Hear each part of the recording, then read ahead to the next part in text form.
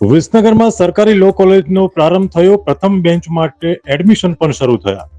વિસનગરની ખ્યાતનામ એમએન કોલેજમાં આરોગ્ય મંત્રી અને વિસનગર ધારાસભ્ય ઋષિકેશભાઈ પટેલના પ્રયત્નોથી સરકારી લો કોલેજને મંજૂરી મળી જતા લો કોલેજ એડમિશન શરૂ કરાયા છે. પ્રથમ બેન્ચ માટે 75 જેટલા એડમિશન થઈ ગયા છે, જ્યારે હજુ પણ પ્રક્રિયા ચાલુ છે. વિસનગરમાં સરકારી લો કોલેજ મળતા હવે વકીલાતના વ્યવસાય માટે ઉમેદવારોને મોટો લાભ મળી શકશે. સાથે જ સરકારની દરેક ઓફર અને યોજનાઓનો લાભ પણ વિદ્યાર્થીઓને મળી રહેશે તેવું જાણવા મળ્યું છે. અહેવાલ સુરજ ઠાકોર, વિસનગર. વિસનગરમાં પ્રથમ એમએન કોલેજની અંદર એલએલબીની જે પદવી મળી છે, કે જે અનુમતિ મળી છે, આ અંગે તમારું શું કહેવું થાય છે? માનનીય મંત્રી શ્રી ઋષિકેશજીના અથાગ પ્રયત્નથી ઉત્તર ગુજરાતમાં સૌ પ્રથમ સરકારી લો કોલેજ શરૂ થઈ છે, જે ઉત્તર ગુજરાતના તમામ વિદ્યાર્થીઓ માટે ખૂબ આશીર્વાદરૂપ સાબિત થવાની છે. કારણ કે માત્ર નજીવી ફીમાં એ સારામાં સારો અભ્યાસ કરીને સારામાં સારા વકીલ બની શકશે એવી ફેસિલિટી અહીંયા પૂરી પાડવામાં આવશે.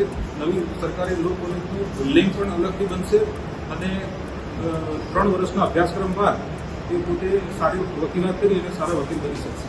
પ્રથમ બેચની અંદર કેટલા વિદ્યાર્થીઓ એડમિશન ટોટલ આ કોલેજ સરકારી લો કોલેજ વિસનગરમાં 120 વિદ્યાર્થીની મંજૂરી મળેલી છે. એમાં અત્યારે 75 એડમિશન ચાલુ થઈ ગયા છે અને હજી રાઉન્ડ ચાલુ છે.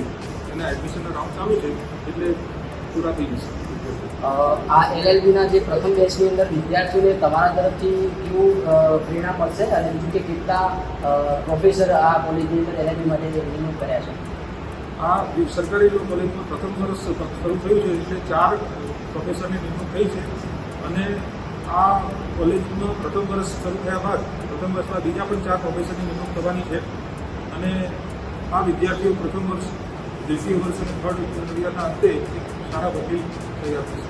મધ્યમ વર્ગના બાળકો માટે અને તમામ વિદ્યાર્થીઓ માટે કોઈ સુવિધા? ગવર્મેન્ટની સરકારી કોલેજો માટે જેટલી સ્કીમો છે બધી સ્કીમોનો એમને લાભ મળશે. સ્કોલરશીપનો લાભ મળશે.